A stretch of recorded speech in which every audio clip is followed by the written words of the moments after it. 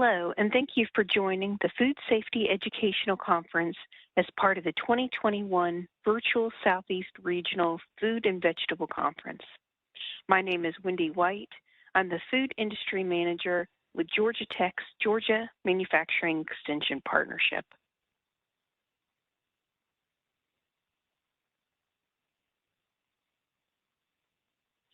I just wanted to remind everybody that pesticide, CEU, and CCA credits are available for most presentations offered during the LAV Southeastern Regional Conference. Check the pesticide CEU guide for a list of approved presentations and participating states.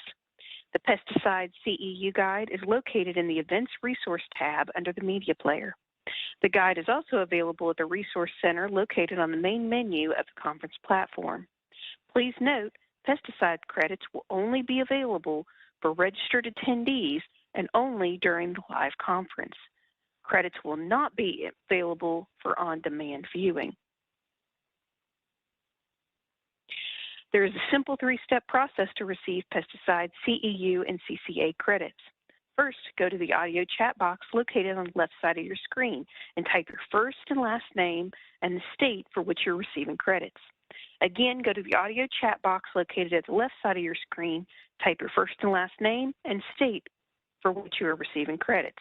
You need to do this for every presentation to request CEU credits. The second step is to sign out at the end of every presentation. To sign out, go to the audience chat box, type your first and last name and the state for which you're receiving credits. You will be reminded to sign out at the end of the presentation. The third step to complete is the CEU registration. You only have to complete this registration one time during the conference. It's not required with every presentation.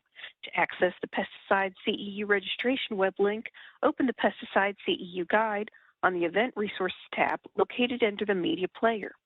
The Pesticide CEU registration link is located on the front cover of that guide.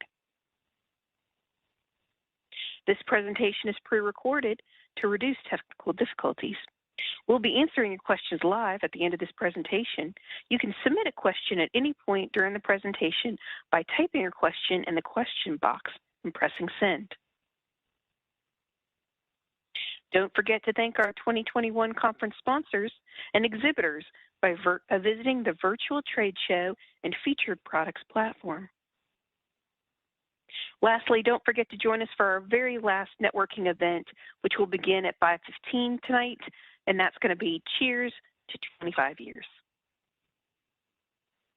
So let's go ahead and get started. Thank you so much for joining us for this presentation, Food Safety Technologies and Agricultural Automations. My name is Wendy White. Again, I'm the Industry Manager for Food and Beverage for Georgia Tech's Georgia MEP. Today, I'll be discussing some of the resources the agriculture industry is pursuing, the different forms of automation from robots to digital management systems, and the challenges that they're facing when implementing these technologies in both agriculture and food manufacturing. I wanted to start out today's presentation by telling you a little bit about two departments at Georgia Tech. The first is my department, the Georgia Manufacturing Extension Partnership, which is a part of the Enterprise Innovation Institute. This is the extension branch of Georgia Tech. Georgia MEP, as we like to call it, is focused on aiding Georgia manufacturing companies by offering training and consulting services on a wide range of topics. Previous to joining the department, I spent 17 years in the food manufacturing industry, and now that I'm at Georgia MEP, I'm leading food and beverage services with a focus on food safety, quality, audit preparation, and regulatory compliance. The second department I want to talk to you about is the Georgia Tech Food Processing Technology. It's a division of the Georgia Tech Research Institute, which is the research branch of the university. Most of the automation research that I'll be introducing you to today came from projects that their scientists and engineers are currently working on. Now, the first thing that I learned when I joined Georgia Tech is that research, development, and implementation of technological innovation is extremely difficult. It's very complicated, and it's also very expensive. I mean, this is the basic reason that we don't have flying cars yet. I mean, the Jetsons promised us those years ago. It's not an undertaking that someone pursues just for the fun of it. There's got to be a really compelling reason, which usually breaks down into two main reasons. The first is economic. Labor is expensive, certainly in certain areas of the world. In America, it's estimated that labor is over 50% of the cost to grow a farm. And also, action causes injury, dangerous jobs or repetitive motion injury. And while there is an absolutely altruistic motivation to prevent injury, it all comes back to the cost of the company through workers' comp causes and the cost of replacing and retraining injured workers. The second is process efficiency, accuracy, how close you come to the goal, and repeatability, how often can you perfectly complete that operation. My hardest day of work was during my orientation at ground beef packing house, packing frozen patties. Let me tell you what, trying to get exactly 386 patties in a box and keeping up with a forming machine while your fingertips are freezing was really pretty stressful. It gave me a huge appreciation for the folks that did that every single day and made me realize that an automated solution was really needed. Unsurprisingly, this particular job accounted for the majority of the workers' claim comps in that building. As this type of cost continues to increase and technology becomes more readily available, automation's return on investment becomes more and more appealing. The main drivers for automation can be condensed down into the 3 Ds. Because if the task is dirty, dull, or dangerous, it's ripe for automation. Now, it's easy for me to make a case for automation on paper, but the execution of certain tasks, even really simple ones, can be extremely challenging to reproduce with machines. After all, the human brain really is the most complex machine in existence, and sometimes it's extremely difficult to reproduce the simplest human decisions with a robot. There's a tremendous amount of research going on to solve this problem. Nothing is really as simple as apple picking, but the sensory decisions that are necessary to determine ripeness and the dexterity required to navigate through the leaves and branches makes this simple task extremely complex to replicate with robots. Scientists have been working on these types of robots for decades and only now are getting really close to a viable model that will replicate human senses enough to do a high-quality job and still economic enough to earn sufficient return on investment. We'll take a closer look at this apple picking machine a little bit later on. I wanted to start off with a cool set of machines. Farmers have been using automated equipment for years to help with laborious tasks of pruning and weeding. In France's wine country, where labor is extremely expensive, Christopher Malot's company, Wally, has been selling commercial robots for over a decade to help with the precision pruning of grapevines as well as budding and soil work. Technological advancements have driven down the prices, so you're actually starting to see automated robots being used more and more, especially in these regions of the world with higher labor costs. And let's face it, it doesn't get much more expensive than France. You can see a couple pictures of these vineyard robots on the farm, planting and pruning. You can even see the one on the right-hand corner there working at night, because robots, they don't really care if it's dark or not. Drones, also called unmanned aerial vehicles, or UAVs for short, have been used in agriculture for years, but recently their use has expanded into new uses for these AUVs are being discovered every day. Here are just a few of the practical applications that are currently being employed by farmers across the world. Drones fly over designated areas to collect information, and with 3D mapping, growers are able to optimize field configurations and create seed planting patterns.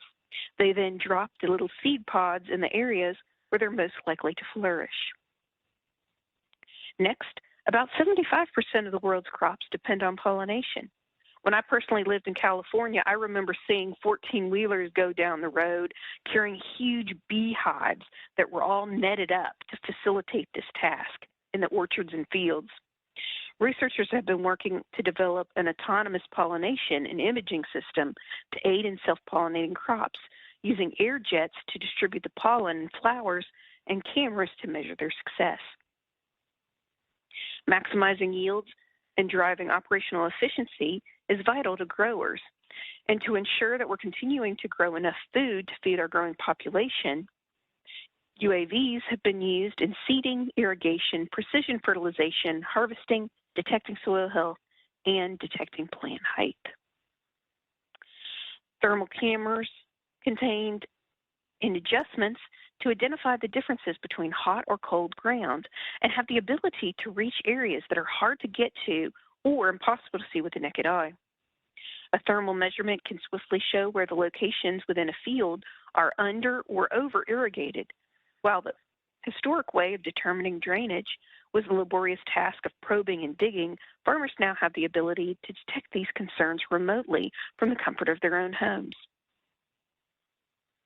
By using drones to inspect fields, farmers are more able to accurately evaluate the crop for disease symptoms and gauge the severity of these symptoms. After the drones are programmed, they can be used almost continuously to collect information and send it back to the grower. There's new research that is looking to enhance this feature by utilizing sensors, which can spot signs of decay and sense volatiles or gases that may be warning signs of this decay. In agriculture, NIR sensors are centered on the interaction of electromagnetic radiation with soil or plant materials. They can also measure ambient lighting, relative humidity, product height fluctuation, seasonal differences, and color variations. The multispectral imaging camera sensors on agricultural drones allow the grower to manage crops, soil, fertilizing, and irrigation more accurately. And lastly, drones can be used for efficient application of fertilizers, insecticides, and herbicides. Their cameras can be used to evaluate the health conditions of the crops and make adjustments as needed. Now, if you're particularly interested in drone technology, I'd really recommend you go back to the recording from yesterday from Dr. Joe Morimaha from Clemson University. He's really the expert on this type of robotics. I also wanted to show you some kind of novel automations that I found. And these robots are actually commercially available today. AgRobot is a company that's selling something they call the bug vacuum that can suck up pesky insects right on the field day or night. You can see the headlights in this photo. The same company is also selling this automated strawberry harvester that can be used in a greenhouse setting, as the picture below shows, or a mobile version can be used and deployed in the fields. A single strawberry robot harvester has the potential to pick a 25-acre area in 3 days and replace 30 workers that would cover the same area by hand. Researchers at Georgia Tech are using drone video footage and in-field sampling along with modeling to develop a 4-dimensional map of the field. This involves a 3D visual map with a time component being the 4th dimension. In the picture above, the images were captured weekly. This model monitors variables such as plant height, leaf area index, canopy coverage, plant discoloration, and the rate of change. These and other physical measurements are critical for identifying plants under biotic stresses such as pest organisms, plant pathogens, and weeds, or abiotic stresses such as inadequate moisture and nutrient levels. This research project is still in early days, but a feasibility study has been conducted to evaluate the broccoli fields in the images to your right. The top picture is the first week, the middle is subsequent weeks' data, which is overlaid on top of each other, and the bottom is a 3D reconstruction from over 70 images taken over 9 weeks. When the modeling indicates a problem, a robotic system like the one shown here on your left can be used to take samples right out in the field.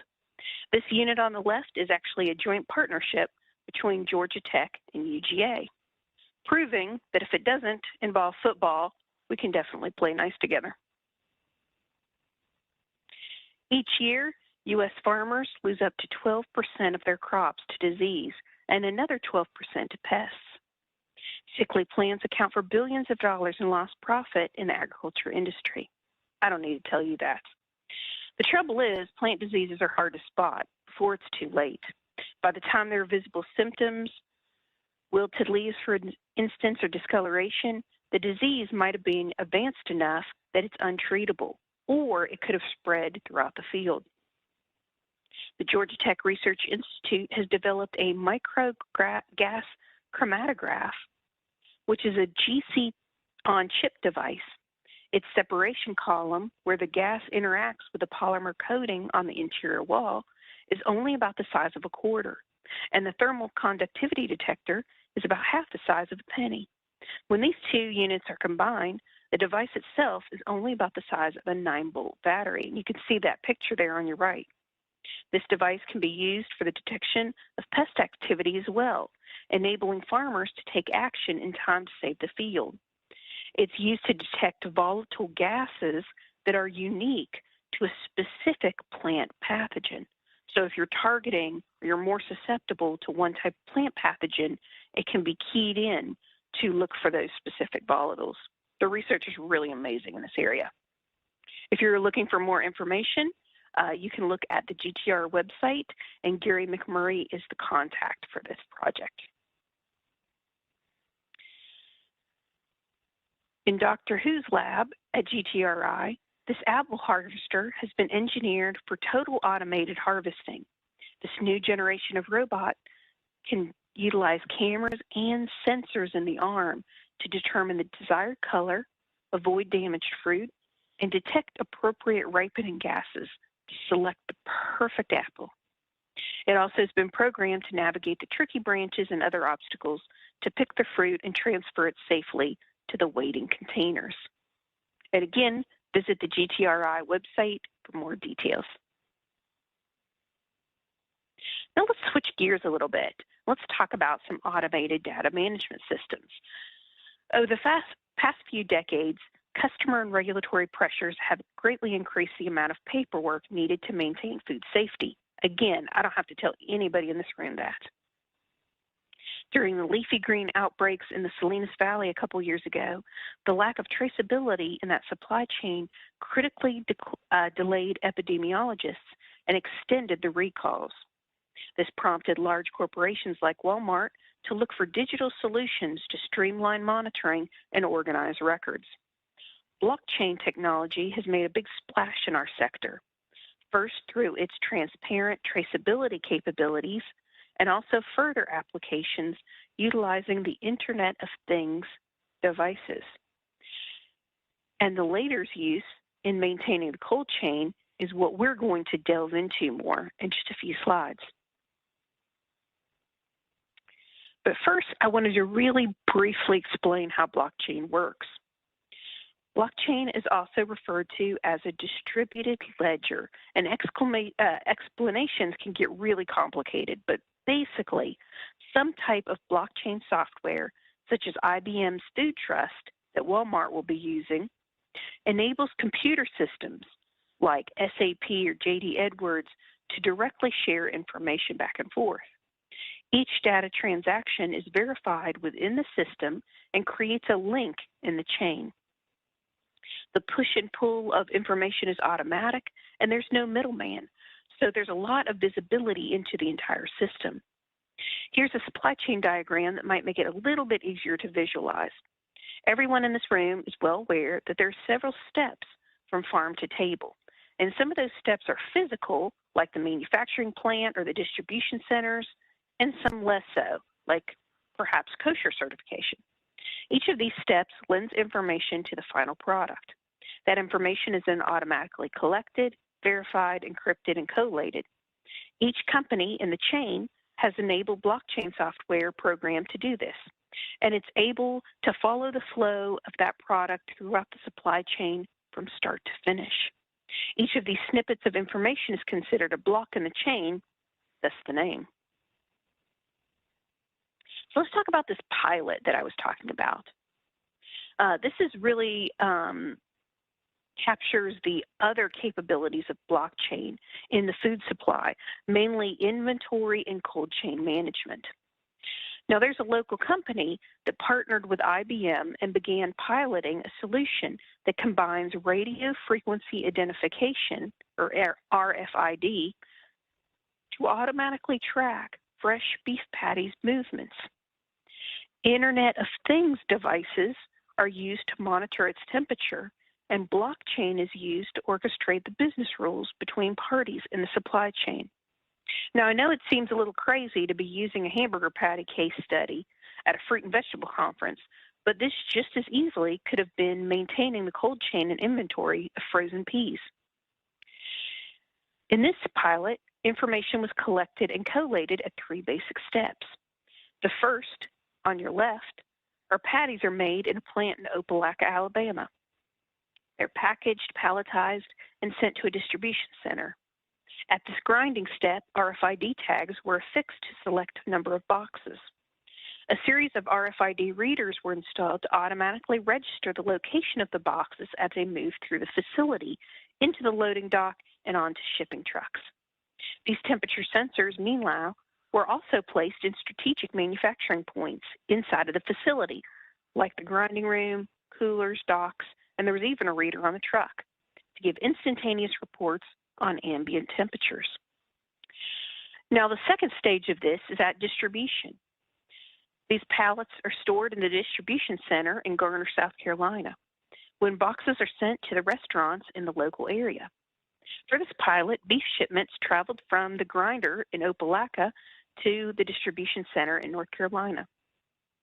Everyone along the supply chain had full visibility to the process by simply opening a dashboard to track each box. And we're going to see a picture of that dashboard in the next slide.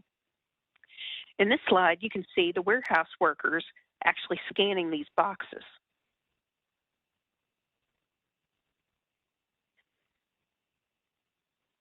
Both the original manufacturer and the distribution center had RFID scanners that fit around the dock door, automatically collecting any RFID data on any of the boxes that pass through those portals.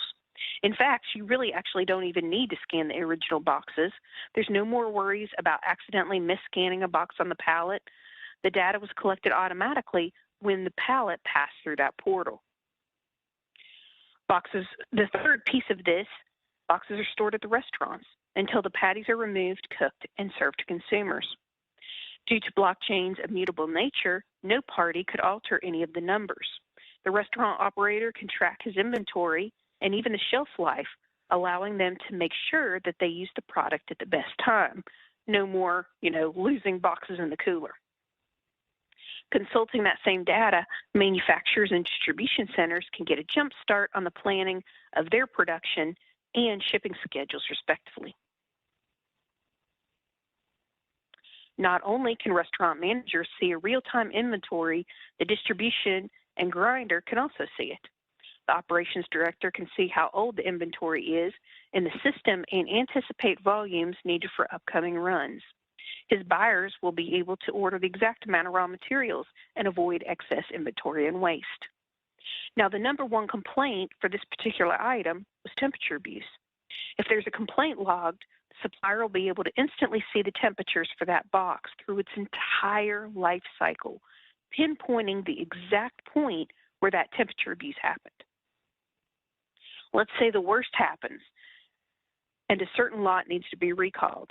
If anyone in the system can instantly see exactly where certain lot code cases are within that system, it makes it really, really easy to do a recall. There's a common misconception that blockchain is inherently secure because its principles are founded on cryptography and mutability. But despite its strengths and promise, blockchain is not inherently secure, and even a small oversight can have significant impacts.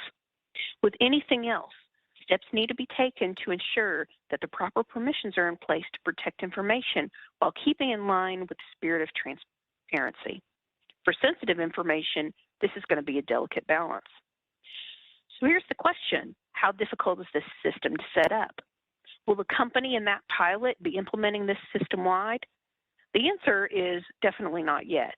Every single one of those RFID tags on every single one of those boxes costs money. The dock door RFID scanners are very expensive, and you need a lot of cooperation system-wide to accomplish this system, which is really a lot of variables to manage. Despite the overwhelming optimism, many, including myself, have reservations about blockchain.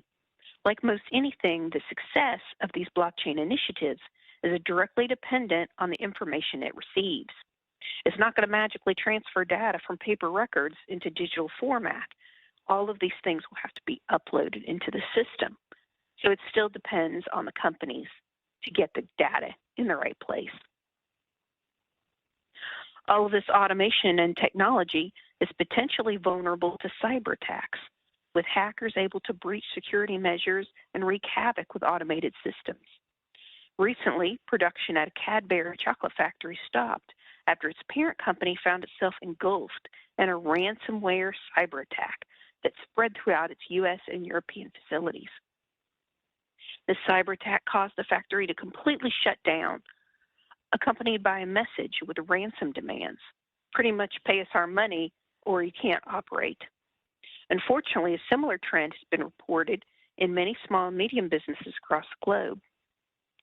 As there is a greater push towards total automation in farms and packing houses, the vulnerability to shutdowns due to cyber attacks or unintentional issues will also increase.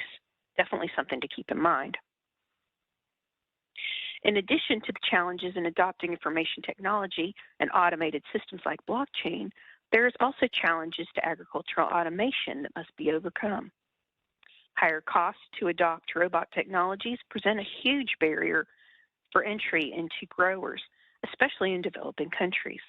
Technical issues and breakdown of equipment also present high costs to fix this specialized equipment. Let's face it, the vast majority of agricultural activities happen outside the fields, which isn't exactly conducive to delicate hardware. In processing, space is always a premium. If you look at the picture on the bottom, in the left hand, this gentleman's palletizing these boxes, and the robot there is doing the same exact task. But look how much more space that the robot needs. We all know in food processing, space is at a premium. You also think about the utilities, the electricity, pneumatic air, Ethernet, all kinds of things that are contributing towards making that robot work. And then you have the increased need for skilled labor. As we increase the use of automation, we'll also be dependent upon very skilled labor to maintain these equipment. Many of the skills required to run a food manufacturing robot are transferable to other manufacturing sectors. So not only are we competing with each other, but we're also going to compete with other industries like the automotive, aerospace, and electronic industry for this skilled labor. So let's take a moment to look at how automation and advanced technology solutions will gain widespread adoption in our industry. Currently, most of the automation in our industry is coming from bigger companies with systems installed in the high-volume, long-life, single-product lines. Smaller companies, which constitute the majority of food manufacturers, have been much more slower to incorporate this automation. With any new technology, the front runners are going to bear the majority of the R&D costs. As demand and adoption for these automated systems grow, the costs will naturally fall, and then you'll have more and more adoption within the industry. It all comes down to the revolving theme that we've touched on a few times today. What's the return on investment for agricultural automation? Is it justified? Will this technology become commonplace? My opinion is that we're definitely going to see, we're on the path that this industry really needs to take. The only question is how long it will take to see widespread adoption. What will be the emerging challenges that we've yet to foresee? And how can we ensure that we aren't creating additional problems in implementing these technologies in a smart and thoughtful manner? In reality, this adoption will be fueled by necessity. Our global population is projected to grow to 9.7 billion people by 2050. Agricultural production will need to increase by at least 70% from current levels to serve that nutritional need. Now more than ever, the pressure is on farmers to produce and this is putting our planet's health under more stress. Automation offers a path towards sustainable and even efficient agriculture by advancements in technology, production systems, and software. I know that this was just a quick taste of this exciting field. Thanks so much for your attention and your time. If you're interested in learning more about the technologies that we've discussed today, or if you'd like an introduction to the Georgia Tech Research Institute that are featured, don't hesitate to reach out to me at wwhite@gatech.edu. Now we're going to answer some questions for our audience. Again, type your questions into the question box and press send.